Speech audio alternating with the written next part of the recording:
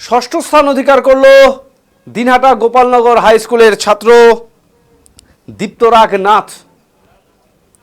692 number পেয়ে মাধ্যমিকের মেধা তালিকায় স্থান করে নিল কোচবিহার জেলার দিনহাটা গোপালনগর MSS হাই স্কুলের ছাত্র দীপ্তরাগ নাথ।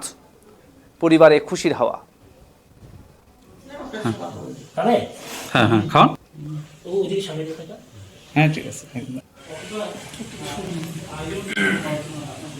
মেধা তালিকায় স্থান পেয়েছি, তাই ভালোই লাগছে।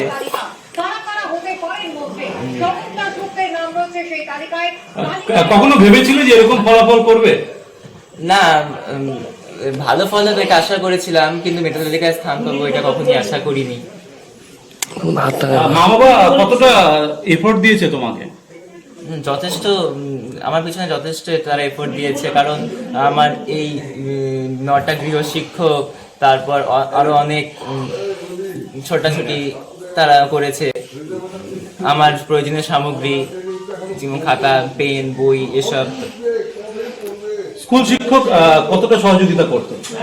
স্কুল শিক্ষকের কাছ থেকে আমি সহযোগিতা যথেষ্টই পেয়েছি। পড়াশোনার চাপে আমার প্রতিদিন তো স্কুলে যাওয়া সম্ভব হয়নি, তবুও তারা আমাকে যথেষ্ট সাহায্য করেছে। কোন বিষয় পড়তে ভালো লাগে সবচেয়ে? ভৌত বিজ্ঞান। পড়াশোনার পাশাপাশি আর কি ভালো লাগে?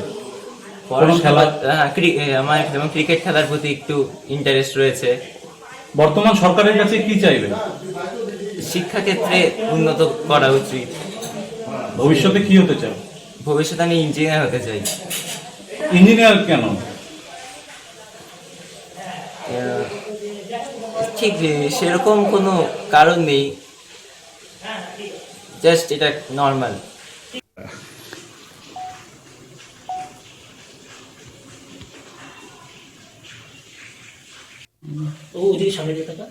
হ্যাঁ ঠিক আছে, একদম।